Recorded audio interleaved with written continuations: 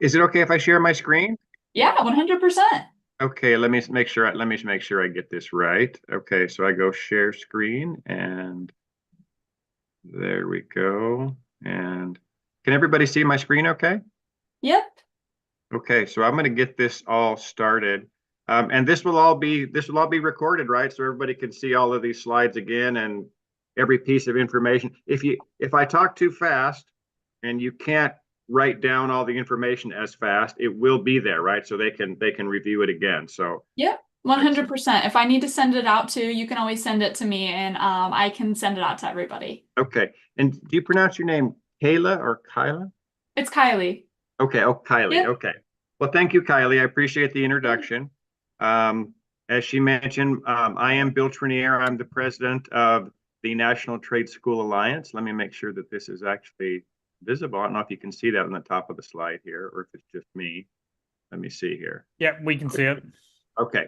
All right. So we are partnering with the Seven Eagle Group for transitioning service members, and it's not just only transitioning service members. If there's any veterans that of any type that are viewing this, you are welcome to participate in this as well. And we are a pretty new combination with Seven Eagle Group, but we see just a great opportunity here to provide more services to many of you. And I'll just kind of get right into that without talking about me so much. That'll just waste a lot of time into compared to all the different programs we have. We're very pleased with the way Seven Eagle is doing skill bridge training and what they're doing. And we plan on partnering with Seven Eagle. We are going to offer additional skill bridge training, but it hasn't all been perfected yet. What I'm going to show you right now is all the different possible trades that are out there that all of our members, all of our trade school members are providing, where they're providing them, what the benefit of those programs are going to be, and how you can plug yourself into those. So those are kind of going to be the major focuses of what I'm going to be doing today. Now, at some point, while you're still transitioning, you have a few months to kind of experience some of those programs. I've been talking to our main partners, which are Stoneforth Academy in Massachusetts, Texas Trade Careers, which covers a lot of Texas, except for just the cities of San Antonio and Houston. We'll have to get other partners for those, but they cover pretty much everywhere else in Texas. And then another trade school that's called Elevate, and they operate in Arizona, Nevada, Wyoming, and Montana. Another one of our partners is called Trade School Secrets, and that is an organization that is really streamlined the ability to create new trade schools. So even though you see the four of us right now, which is Texas Trade Careers, Stoneforth Academy, and Elevate, as well as the National Trade School Alliance, there will be more. We're a relatively new organization, and we're going to be growing with more trade schools all the time in more states. And I'll talk to you about how that fits best for you. If you're not currently in one of those states or not planning to move to one of those states, we'll talk about some kind of ways to do that near the end of the presentation. But for each of the different trades that we're going to be talking about, we are planning to work with Seven Eagle and to give you just like initial training in some of those if you have an interest in them. Like say you have an interest in doing HVAC for air conditioning repair and things like that. We're going to try to provide some initial, just like first level training in that through SkillBridge to see if you like it or not, and then you can then go into the full program after you are out of the military. So those are kind of the idea of what we're going to do. But we'll get more into the we don't have anything to show you right now as far as the training partnering yet, but that is on the way. Okay, so let's talk about what we do and how we are able to fund these particular programs. Okay, so almost all of our trade school members that I just showed you in the National Trade School Alliance, we get our funding through what's called a WIOA grant. This is our major source of funding. We do have those who pay privately, but WIOA grants, they're grants that are no cost to you at all. So as a transitioning service member, there is no cost for you to pay for this training at these trade schools. They're a grant that's specifically designed for someone who has a career path that after they receive the training can go right into that job field. One of the catches is the training must be an in-demand occupation. So it must be an occupation that everybody wants, that is not, there aren't enough people in that occupation. And there's a list for those. And every state has their own list because each state applies the WIOA grant slightly differently, but we're pretty much on top of that and we can help you through that process. Now, these are state level grants. For those of you who have GI bills or might want to get training after this with Pell Grant funds and things like that, this doesn't affect those at all. This doesn't use up any of your GI Bill or possible future Pell Grants. This is a separate funding. And like I said, it's done per state.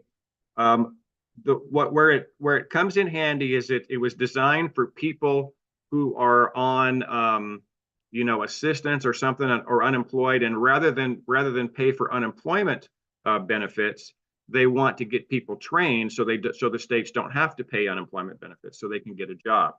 So that's what these things were originally set for. But if you are a transitioning service member, which means you just come out of the military, all states move you to the top of the line for the WIOA grants. So if there's like 1,000 people trying to get WIOA grants and 10 of you come out of the military, you become numbers 1 through 10. Okay. I mean, they go right to the top of the line, more than someone who is on any kind of assistance or anything else, or who is currently unemployed. The ability to get these grants, the way the rules are set, transitioning service members and veterans go right to the top. So also we found that over time, the transitioning service members also have more success in the programs. You're more likely to finish the program than almost anybody else that applies for it. So that's why we definitely want to get right to you and talk to you about this kind of funding. The grants range typically from $5,000 to $12,000 of free training per person, but the grants only pay for training. There's no and assistance with job placement. That's another thing we have to do to get fully paid on this from the WIOA grant. The trade school also has to help you with job placement. So it doesn't guarantee you job placement, but a lot of them are very skilled at it. So even though we can't guarantee placement, I can just tell you we're good at it. We're awfully good at it. So you have a very good chance, especially when I describe to you the kind of programs that we're offering.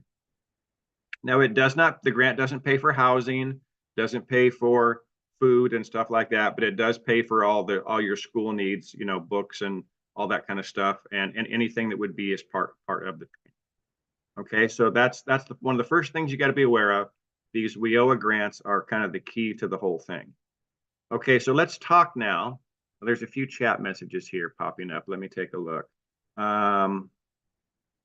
Okay, so some of those are not really meant for me, but I will get back to those. There'll be a full Q&A session here at the end. I hope I have a lot of time for it, so that will hopefully give you a lot of chance for me to answer those questions. But the first trade I want to talk about is the trade of being an electrician. Okay. As far as job placement, there's a shortage of 80,000 electricians nationwide right now. Okay. People need solar panels, EV charging stations, data centers. You probably heard about AI and how many data centers we're building right now. Somebody's got to wire those things. Okay. Smart homes, all of these things need electricians. The skills that you would need, you need to understand basic math. You'll have to understand the electrical codes. Of course, we'll train you on that. You have to be able to read blueprints, which will help you with that. And you need to have some problem-solving skills. I got a feeling the military probably taught you that already, right? Also, you must be willing to climb a ladder. Okay, so you can't have a fear of heights. If you have a fear of heights, this is not the job for you. Now, starting pay while you're still learning. So even as an apprentice, you can make $45K to $65K plus per year just coming out of the program, by itself. Now, after you put in time, 8,000 hours, that's probably about 4 years making the starting pay wage. Then you jump to 65 to 95K plus because you've achieved what's called a journeyman level. and you just log these hours and you just make sure that you keep track of these amount of hours that you've worked. Also, as you go beyond that to master level, you're in the range of 80K to 130K plus per year. And if you specialize in something, like one of the things I'm very familiar with is data centers, it can get much higher. Okay, so trade number one, would you like to become an electrician? Great choice. Okay, let's look at trade number two, HVAC technicians. Okay, which is where I live in Texas, absolute necessity. We need air conditioning. Anybody that lives in the southern part of the United States has to have air conditioning, right? But it's also heating as well in the north. Currently, there's a shortage of 115,000 technicians nationwide for HVAC. For workers who know it well, most of the workers who know it well right now are retiring, and the number is just getting larger because the people who do it well now are aging out. Solar panels and data centers need cooling. So a lot of this is the same as electrical. There's a lot of kind of the same skills that are needed. You need basic electrical skills. You need a mechanical aptitude. You need customer service skills. You have to be comfortable with technology because all the new air conditioners are starting to become more technical and have technology, but we're going to teach you all that stuff. Again, if you have skills diagnosing problems, and you may say to yourself, hey, I'm not a great troubleshooter. I don't really necessarily diagnose problems well, but the more you do it, the more you get good at it. Okay, the more hands-on training you get is things that you've seen before after you've done them a few times, so you can get quite good at this kind of thing. Again, performing maintenance on these devices is a skill to have. Now, unlike electrician and plumbing, I'm going to go into plumbing next, but unlike both of those, there's no apprenticeship required for HVAC. There's no journeyman level, nothing like that. You just come out of school and you start working. It's all based on your starting pay, which is going to be 50 to 65K. And look, this is why you're still learning. You've just come out of school and someone's paying you this just to kind of follow them along and climb up the ladder with them, kind of thing. They're really looking for people who are wanting to acquire these skills. So with what we teach you, you will definitely qualify in the starting pay level. Experienced techs, 70 to 100K. And if you get into specialized stuff like industrial cooling systems and things like that, it's much higher, as you can see, 80 to 120K plus. Plus, this doesn't even, Taylor, did you raise your hand? You have a question? Yeah, I just had a question. What is the time period between that starting pay area and the experienced tech? I would think that if you have, now this is just, I don't know the exact number, but I would think it's in the 2 to 3 year range. Okay, awesome. If you have 2 to 3 years experience at the kind of at the first level, you're pretty experienced in HVAC. Awesome. And of course, it does depend if you've had experience with like industrial systems versus residential homes, things like that. Because if you have some of the industrial experience and you can work on bigger units, the pay is higher. So Okay, thank you. that's always a way to go forward on. So HVAC technicians, people tell me the training for HVAC, if you're unsure of whether you want to go into electrical or HVAC or some other thing, or plumbing even, a lot of people choose HVAC because it's about a third electrical anyway, and about a third directly HVAC types things like the cooling and the AC units and the heating units. And it's about a third plumbing because there is water involved in this kind of stuff too. So you're learning multiple disciplines when you learn HVAC. Okay, let's go in trade number 3, which is plumbers. A shortage of 175,000 plumbers nationwide. This has got massive job security. It's recession proof. It doesn't matter if you're in a recession or a good economy or a bad economy. Water leaks always happen. Okay, it just doesn't really matter. You have water systems. Oh, gas lines too. It doesn't always have to be just water systems. Like everybody thinks that what you're going to do is, as a plumber, is you're going to be cleaning up other people's crap, right? In a water system. That's not all what it is. Okay, it's definitely water systems, but gas companies need the very similar skills. Radiant water heaters, smart homes, all of this stuff is going to need different plumbing skills.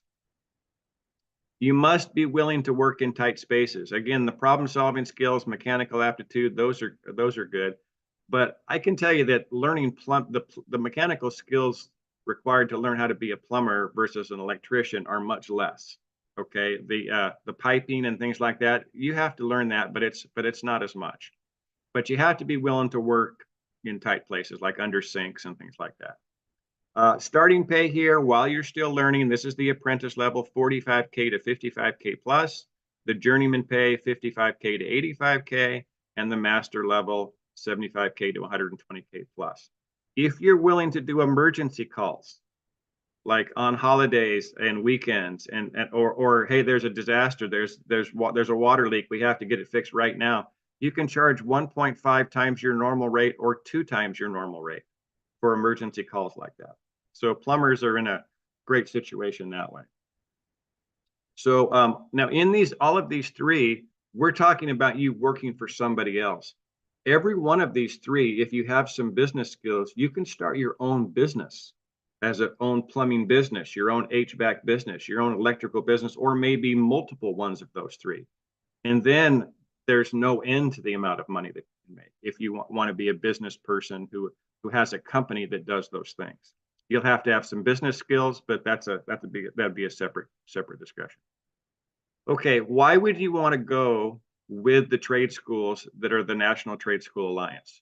Well, we think that our programs are better. All of our programs are done fully online. They're self-paced.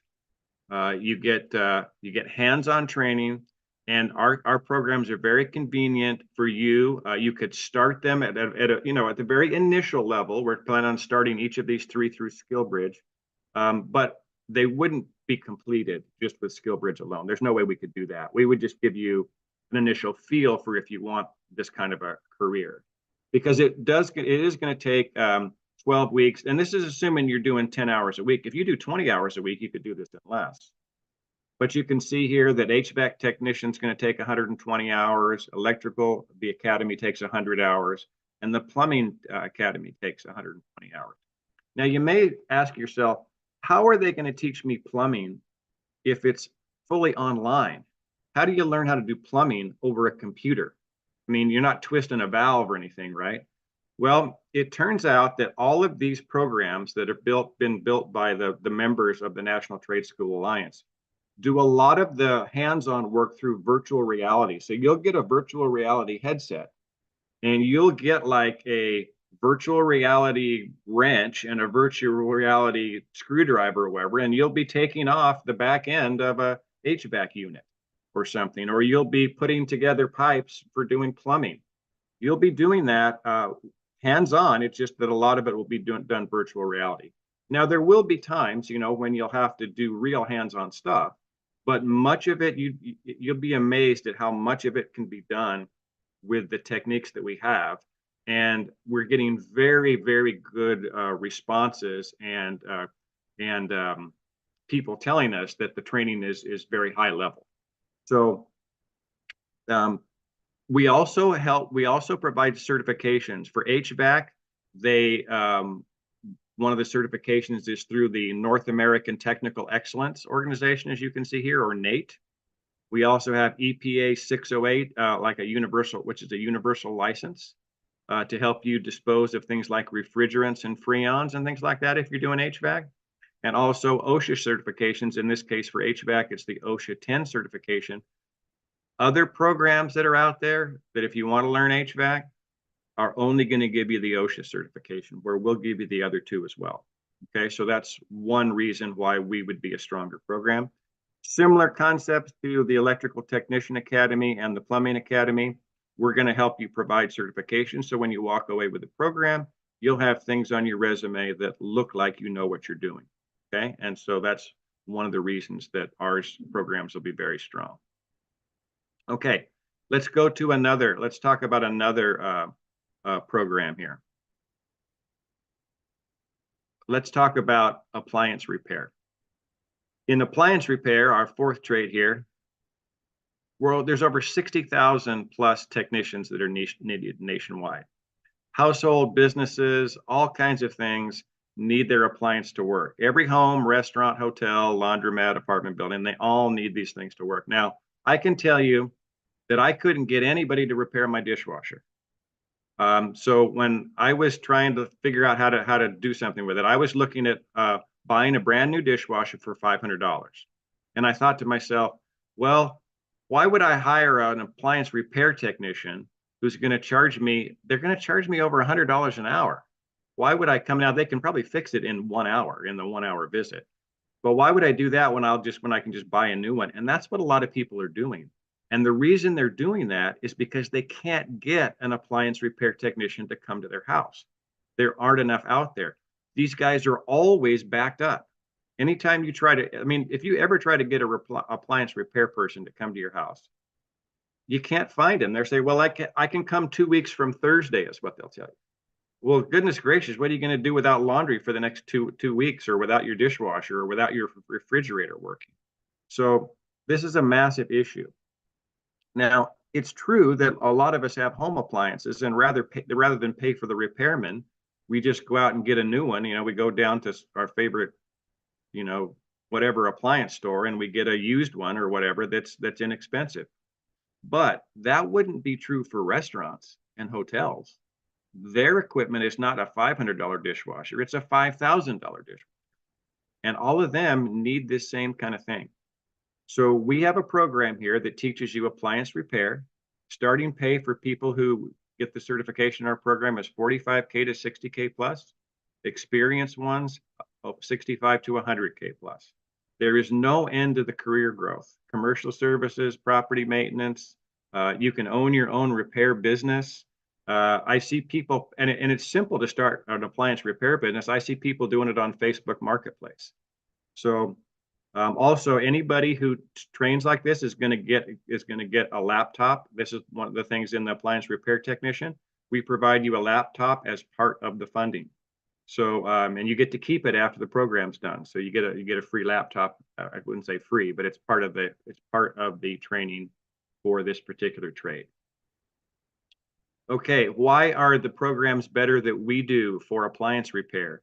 It's a 155-hour program. So it's not like somebody's just throwing you some YouTube videos. Okay, it's going to take you 10 to 12 weeks part-time. So you're going to get really good at it.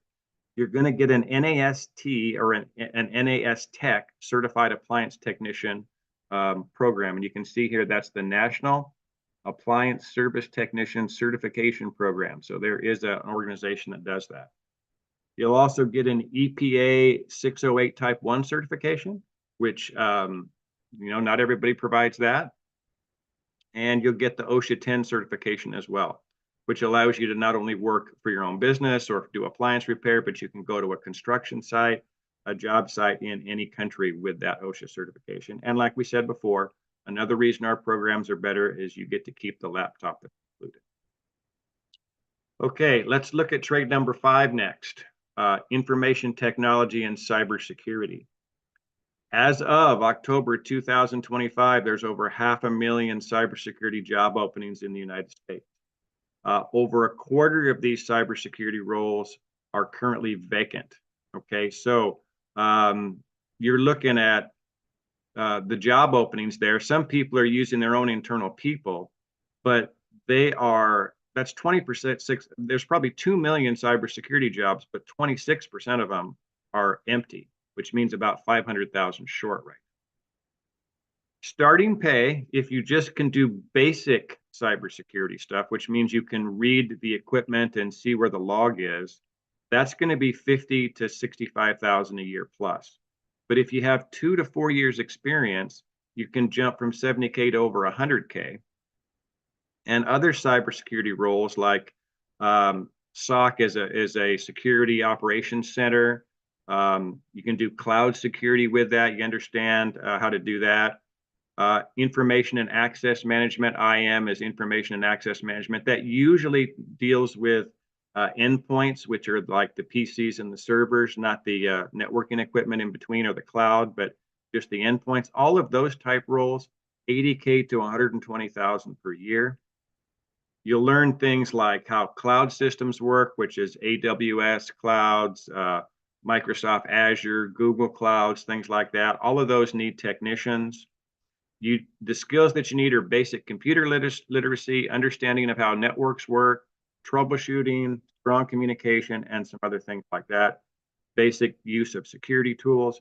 Now, as a part of SkillBridge, we are planning on bringing you basic computer literacy and understanding of networks. So those first two things we can easily provide you as part of SkillBridge. The rest, of course, we would have to provide under the training. You do not need to have a degree in computer science or anything like that. You don't have to have a prior apprenticeship. It'd be great if you did this in the military. That gives you a leg up, of course, but it's not the only way to do it. We can actually do all the training that we need. Here's an example, just a couple of slides of your cybersecurity workforce from 2022 to 2024. You can see that how the current workforce is. You can see in blue how the workforce has grown, although it hasn't grown much from 2023 to 2024, but you can see the gap according to what is needed. So still a lot of people needed in that workforce. If you're trying to figure out how many cybersecurity jobs are open per state, you can look at your state here. Some of you might want to do a screenshot here on this one to figure out your own state. Interesting enough, you can see that Virginia, especially in Northern Virginia, close to Washington, D.C., has got the highest need for cybersecurity jobs. Okay, that's because of the federal government, of course. California is very close, and Texas. So Texas is where we're going to be doing a lot of our training from. And as you can see, we're pretty high as well. Also notice that the fourth state is Maryland because they're also close to Washington, D.C. So between Maryland and Virginia, you could probably cover, if you lived in this area, you could commute to lots of different jobs. But there's many other states that need people in this area as well. It's not just the government. It's also, now, government jobs, you guys have a leg up because many of you have clearances already. Many of you have government clearances, which you want to maintain. You don't want to let those lapse. And U.S. and government cybersecurity jobs would be great to have that clearance level as well. But there's also a lot of private industry who need it also. Now, it's a little longer to get into cybersecurity. You're going to need 300 hours just for your first certification. We do have some recognized CompTIA certifications, which are nationally known certifications, A+ and Network+, but those are just kind of like the prerequisites. We can help you get through those. And in fact, we can give you some of the Network+ training and some of the A+ training as part of SkillBridge. Also in this one, a laptop is provided, but after you do the 300 hours, if you want to go for advanced training, you get into certified ethical hacker, penetration testing. These are skills to go check clients' networks. They pay really well if you can do penetration testing and find out where the problems are in anybody's network or whether their weaknesses are. Those are major helpful things, and people pay a lot for it. But there are more hours involved. I want you to realize that if you decide that information technology and cybersecurity is your career, it is a longer term thing than just than learning how to be a plumber or something, for instance. But the rewards are there. And if you have a leg up in this business, that would be great too. Again, it's a career that will last you a long time. Another one that we have, another trade that we have, here's our trade number 6 in our group here, is information technology sales, which includes artificial intelligence and software as a service or cloud sales. If any of you think that you have sales skills or that you want to go into a sales type position after you get out of the military, this would be great for you. I went into, this is one of the first things I went into after I finished college, and it was very lucrative for me. I didn't go into the higher tech stuff until I did some sales, and I decided that being directly a tech person was the way I wanted to go. But I was thinking, well, I'd like to sell things, but I didn't want to sell nothing against people who do this, but I didn't want to sell clothes at a department store. Nothing wrong with doing that sort of stuff, but it was just more lucrative if you can do some kind of tech sale. Starting pay for people who can do tech sales is 55K to 75K in the first year. Now, this includes, there's usually a base plus commission. That's the thing, is you have to be willing to live with commissions, which means you have to be successful at it. But experienced sales development representatives, which they call SDRs, or account executives, they can make 80K to 140K depending on what their quota is and their level in the company and things like that. And if you're very experienced, especially with software as a service, which are cloud software products and things like that, you can see it's 150K on up, 250K. As long, if with strong commissions on those. There's a rapidly growing need for people who are good sales professionals in technology, especially if you can understand cloud automation and AI solutions. Now, we're not saying you need to be a cloud engineer or an AI engineer. That's not necessary. But you need to learn about the basics of it, at least from a high level. So that's where the training is going to come into play. You're going to have a basic understanding of whatever software tools you're selling. You're going to have to be able to solve people's problems and manage a pipeline of leads that come in and work those through to final sales and final contract signing and things like that. There's not necessarily a technical background or degree required, because those are skills that you should learn through the training, and we'll teach you that. We'll give you enough of a technical background that you can represent it. You wouldn't be an engineer, but you'll know it well enough to sell it.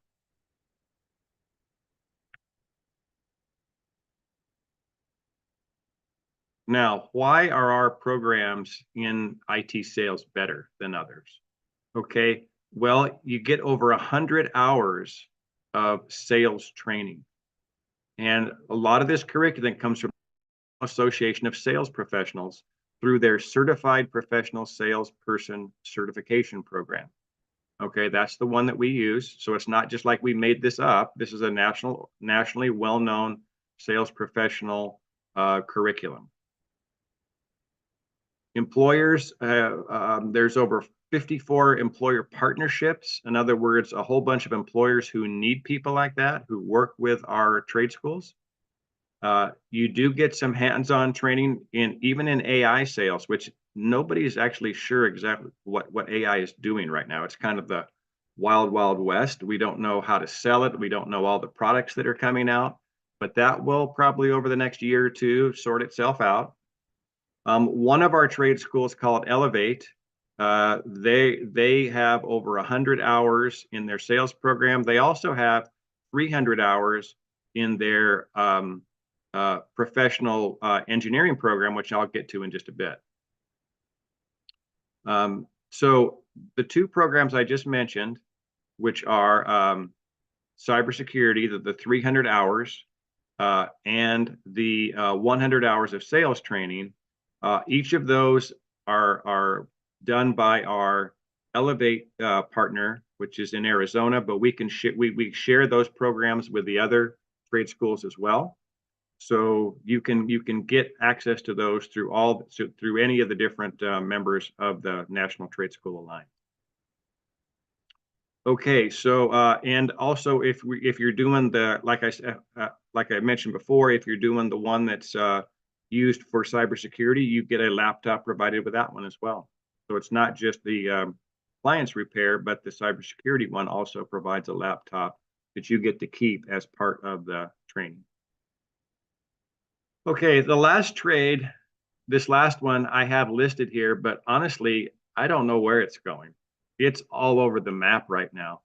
Everybody's talking about artificial intelligence and how it's changing things, and there's going to be jobs that people are going to be replaced because of artificial intelligence, which is true, but people will also have jobs because they understand it. So that's another area that we are growing with our training programs. And I can tell you that we don't have this totally figured out yet. We don't exactly know what training programs we're going to have for artificial intelligence. There's a bunch of them that are coming out there. What we do know is that if you're an AI engineer, you can jump out at 150,000 a year right now.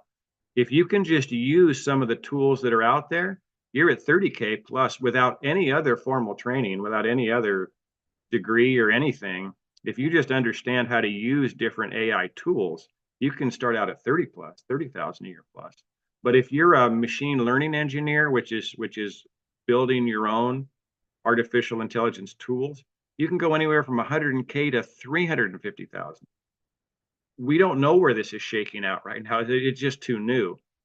Now, data scientists, that's a 4-year degree program. That's a lot of work. But they're all making 150K plus a year. You got to be really super good at math to do data scientists. But if you can do research and algorithms, you're talking about multiple $100,000 a year. It's just, this is probably not something that we can offer to you right away. This is not a program that we can offer you in the next quarter, I would say. We can't do it in 2025, probably not even in the first quarter of 2026, but it is coming. The standards around AI are not set yet. They are emerging, and when they do emerge, we will be ready. That's all I can promise you, is that we will get good curriculum for it when it is clear what that is. Okay, now here's a couple of things that you can do to get connected with us. If you like any of these trades that we've talked about, you can connect with the National Trade School Alliance, which we're calling the NTSA right now. If you want to jump on your computers, the ones you're using right now, and go to HTTPS NTSA, so National Trade School Alliance 7, the 7's for 7 Eagle there, and go .paperform.com, or if you can capture that image right there, then you will go to you'll go to let me move some of this stuff out of the way here. That might be not make it easy for you to see it. You'll go to a landing page here that says the National Trade School Alliance, and you can give us your name, your email address, your phone number, the city and state that you currently are in. Here's an important one: the date that you're going to be discharged from the military. So when your end date is. We'd also like to know where you plan on living after you're done, because it's kind of important of where you're living, because these WIOA grants are state grants. So it's important that we kind of have you in the right state. The other thing that we want to know about is what trades interested you, what of all these trades were interesting to you in the presentation, and what would you like to get more information about? And then the last one kind of goes with like, where are you planning to live, is are you willing to relocate just for the training?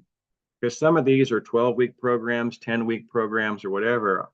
Would you be willing to relocate to get your address in the same state as where we do the trainings, and then move to wherever you want to go after that?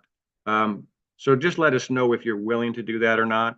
We will be getting more and more trade schools in more and more states over time. But we'll hopefully, getting this information from you will help us facilitate that. Okay, and if you want a better picture of the image, and you want to maybe capture this on screen, you can do it that way too.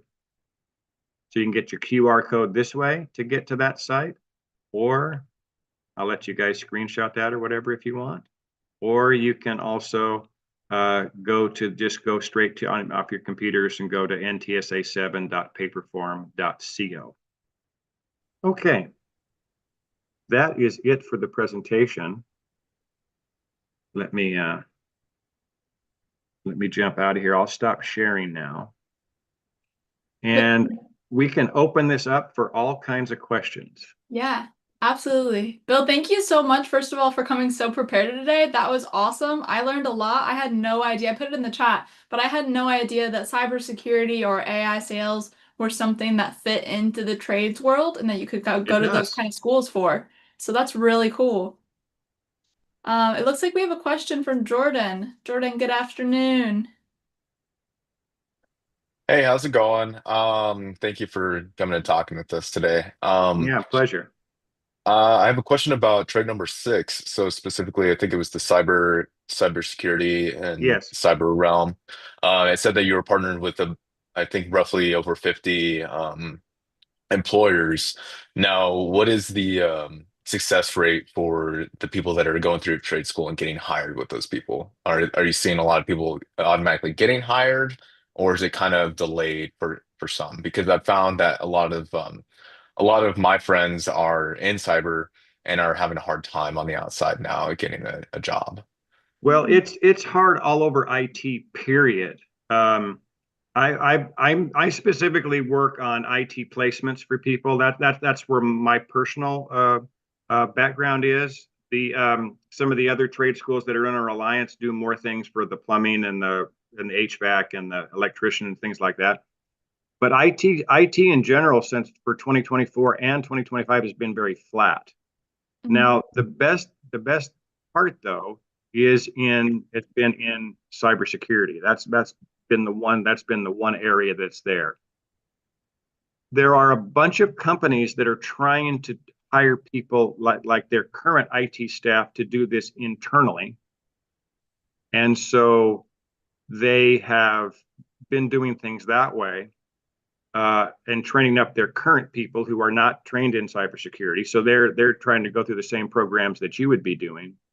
And the other thing that's been short is there's been a lot of competition come in from the H-1B category, okay, which are foreign folks who, and let me tell you something, they say they know it, and all of these resumes that they look inexpensive and they say they do it, but a lot of these resumes that are popping in that I've seen are all generated from AI. So they all have this, seem like they all have the same resume. So that's kind of what's hitting the competition for these positions. But where you guys have an advantage is if you guys are cleared, have clearances, because there's still a need for people in cybersecurity who also have a clearance. And you guys should all have some level of clearance now, right? At least do all of you have at least a secret clearance, or many of you have a secret clearance? At Yeah, least? most of us in here should at least have a secret clearance, if not higher. Okay. Which is excellent. Now you can combine that with a cybersecurity skill set. And if it's a good cybersecurity skill set, that you really know what you're doing, we have still seen regular placements occur.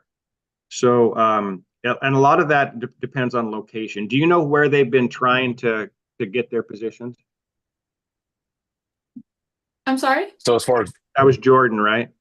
yeah, yes. Where are So as they far as I looking? know, Do you know what so as state? far as I know, they're in New Mexico right now, and I think I've spoken to a couple other people about it, and it's like kind of rough over here in New Mexico, especially in the Clovis area, High Plains. It's not much opportunity except for the base in the local area. Aside from Well, that, those are I the have ones who need it, but let me do my screen share with it. Maybe you can share this with them. So absolutely. New Mexico. I don't even see New Mexico on the list. I'm not surprised. Now, if you all lived in Virginia, I don't think you'd have a problem at all. I mean, there's something like 58,000 just in the state of Virginia alone.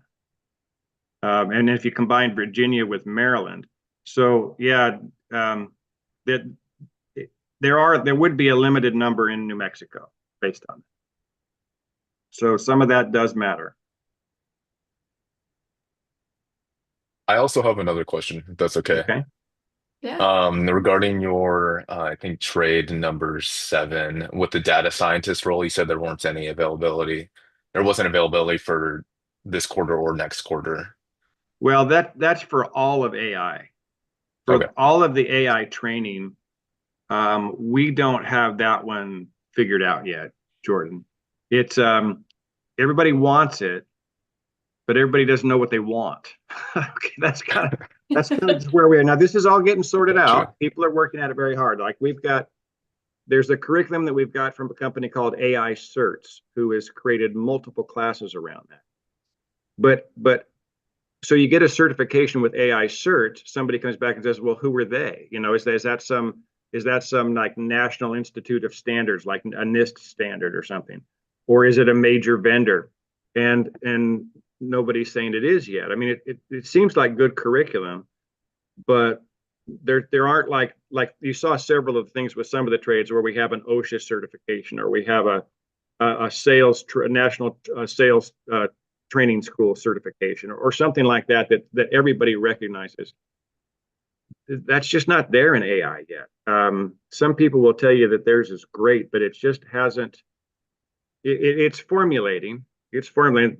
There's no even there. I've even been asked to come up with people who will do AI compliance, and everybody can say what like a security compliance would be, like whether or not your network is secure or your end devices are secure.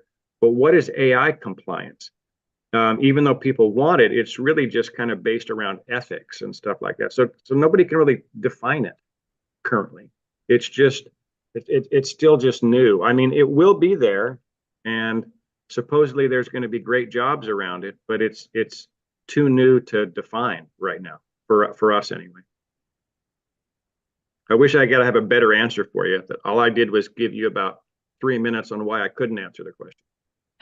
I'm sorry. I'm sorry. Thank you. No, it's okay. Thank you. Thank you. Benjamin, go ahead.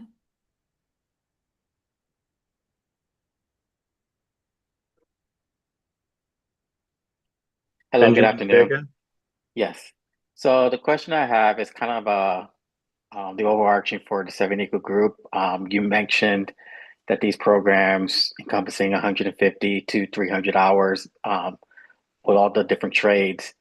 Is that this is kind of like for Seven Eagle Group? Is that something that we can accomplish for the full 8 hours for the day, or is this 4 hours before these hosted meetings, things like that? Once we decide to go with this kind of a program, are we doing this on our time versus during the skill bridge time? Well, I can tell you that we're going to start many of the programs, and we'll give you some choices to begin them as part of SkillBridge. But you couldn't complete 100 hours for a program like this from SkillBridge. Like if you want to be an electrician, let's say. Let's say that let's say, there's a couple of different programs, but let's just kind of average them in the middle. Let's say there's 12 modules or 12 chapters in the training to be an electrician. We wouldn't have all 12 of those as part of SkillBridge. You just couldn't complete it. But you might get chapter 1 or chapter 2, and then by the time you finished chapter 1 or your chapter 2, you can decide, hey, electrician is exactly what I want to do. I'm very good at this. I can tell that I like it, and I want to continue on. Or no, this is not for me. Let me switch over and try cybersecurity or plumbing or something.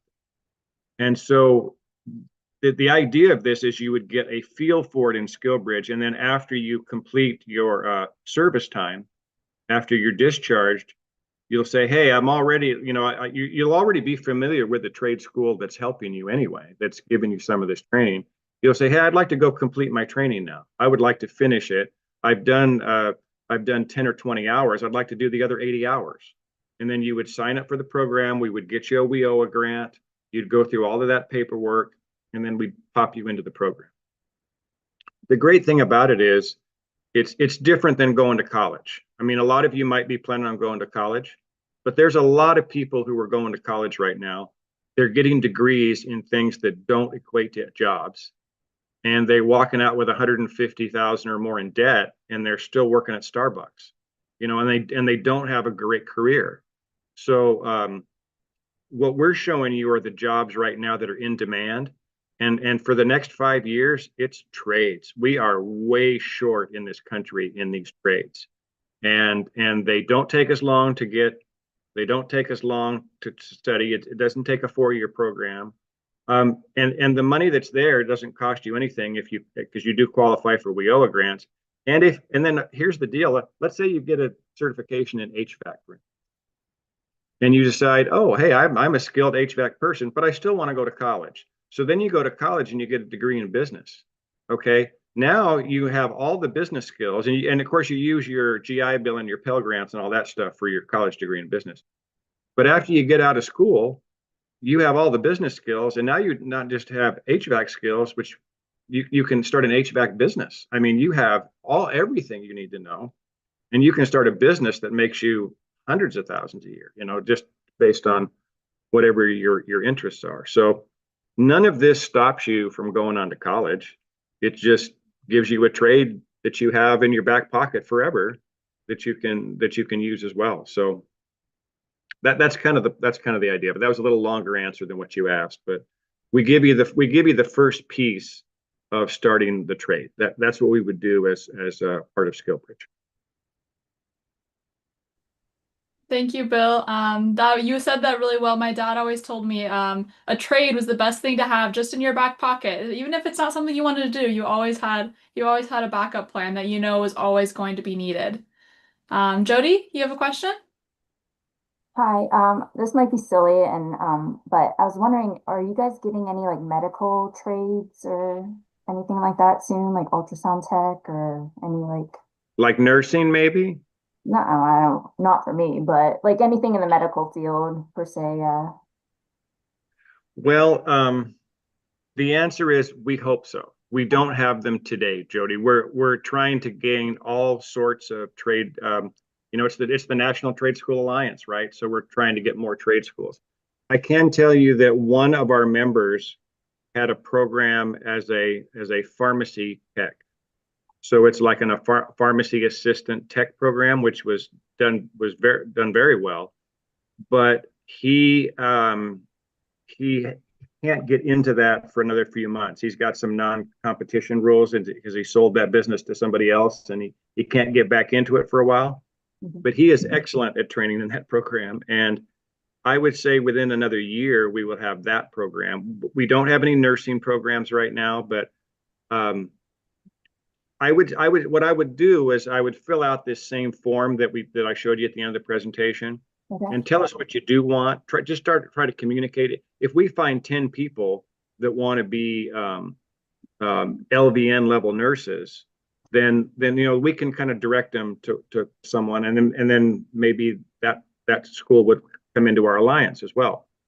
I don't know that everybody uses WIOA grants, but certainly that is an in-demand occupation. Anything in the medical field is an in-demand occupation, and if that's where you want to go, communicate that with us, and we'll see what happens over time. But as of today, we don't have that program. Jody, I'm sorry about that. I appreciate it. Thank you. Yeah, thanks for the question, Jody. Monique, go ahead. Hello, Bill. I was wondering, I spent most of my Air Force career as used to be called life support technician. So we were the people that inspected all of the survival equipment, life preservers that goes under your seat on the aircraft. Oh, cool. And I took notes on the appliance repair technician. Is that offered virtual? A lot of it. I mean, like most of your training. Like, where do you live, Monique? I'm in basically Destin, for Walton Beach, Florida, like right underneath Alabama. So, okay, are you going to live in Florida after you get out? I plan to. Okay, because that program is taught in Massachusetts. Okay. Could I talk you into moving to Massachusetts for 12 weeks? I don't know. I might be able to get an Airbnb for. Well, here's the rules. I mean, I don't want anybody to do anything that's risky. Okay. I mean, you guys know, everybody here knows about how to follow the rules, right? You have to follow the rules. And I don't want to do anything that's oddball or anything, but these are state grants, and they're meant for the residents of the states. So you have to somehow establish yourself in each one, because not every one of our trade schools offers every single program. But the programs themselves, much of the training is virtual. So even if you would establish yourself in Massachusetts, you could then take the courses, and you could go back to Florida and be taking the courses. They're online, right? There's nothing that stops you from being from anywhere. But there are some rules that the states have. We do not want to try to, we don't want to be underhanded in any way. We want to follow the rules. And so we don't currently have anybody in Florida who's offering that program, but we could. I mean, it wouldn't take much. I know that program, which is currently in Massachusetts only, will also soon be offered in. I'm very confident that will be offered in Texas. And that's a great program, by the way. First of all, repairing appliances is easy. I mean, there's only, I mean, I had to repair, because I couldn't find a repairman, I had to repair my own dishwasher, and I did it after calling several places who I couldn't get even on their list, which tells you they're in major demand. I couldn't get on their list to get anybody. And then I watched a bunch of YouTube videos, and I bought some equipment, and I bought some parts from eBay, and I finally fixed my own dishwasher. But I didn't want to do that, and so there's a huge need for people who do appliance repair. I would if that interests you at all, I think it would be a great career for you. Okay, thank you for answering that. Appreciate it. Yeah, thank you both. And thank you so much for coming.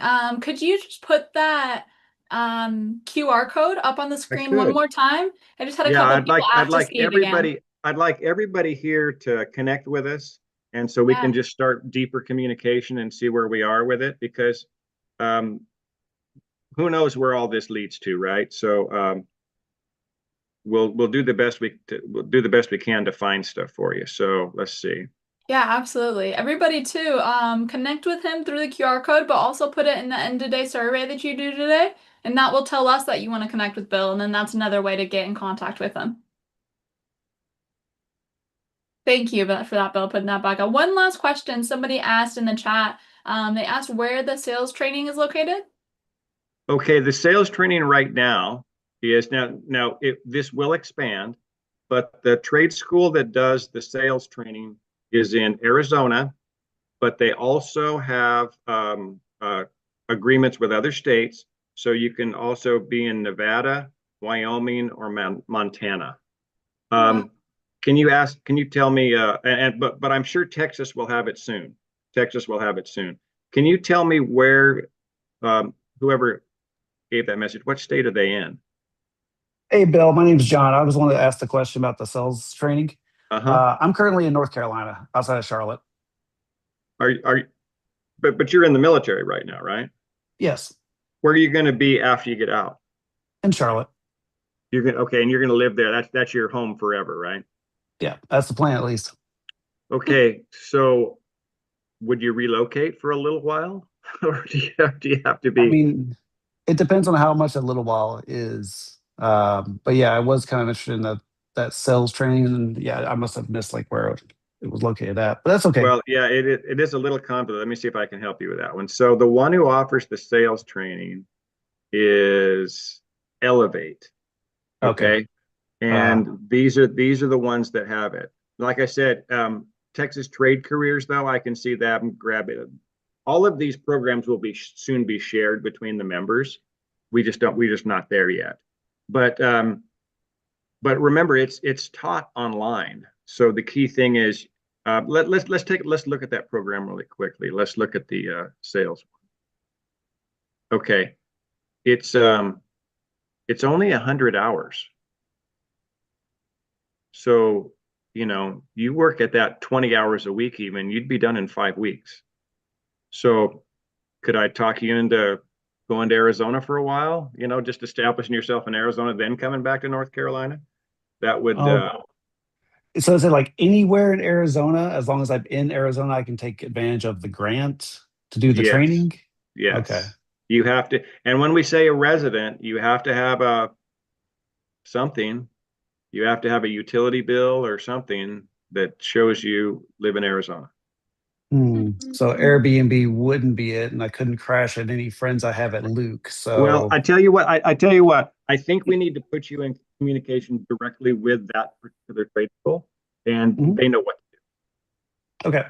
Because And I already followed the QR code and sent the okay, good. information Yeah, out. just let us know what you want, because we're not going to break any rules, because we don't want to risk, our ability to be a trade school in that particular state, right? So there are things that can be done and things that can't be done, and we're going to stay within the rules, and we want you to as well. So we wouldn't be a good organization if we were trying to pull fast ones all the time, right? I mean, that wouldn't be great. So but there are things that can be done, and over time things will be coming to Florida. I guarantee you things will be coming to Florida, Georgia. I'd love to have one in North Carolina. Maybe you could start one for us. Maybe you could be our next trade school in North Carolina. Who knows? All right, Bill, we're gonna grab this one last question and then I gotta let them go so they can get a bite to eat before we have our next presenter up. Okay. Travis, go ahead. Hey, Bill, thanks for coming on today. I don't know if I missed it, but are there any of these programs that are 100% virtual? 100% virtual? Yeah. They're like way up into the 90% virtual, I think. The ones that are not 100% virtual, well, first of all, cybersecurity, IT sales, HVAC, IT sales, and all the IT stuff, that's all 100% virtual. The plumbing, the electrician, and the HVAC, they're mostly virtual. I mean, they're like 90+%. I think it does make sense that at some point you can touch one. You can touch an air conditioning unit or something like that. So it's easy to do hands-on stuff. But the training is like I said, it's going to be done with a VR headset. So that's all virtual. So you should be able to get almost. I'm hesitating on 100%, but it's close to 100% virtual. Okay. All right, Bill. Well, thank you for the question. Thank you so much for coming and chatting today. I learned a lot based off all the interaction. I think everyone really enjoyed having you here. So thank you so much for taking the time out of your day.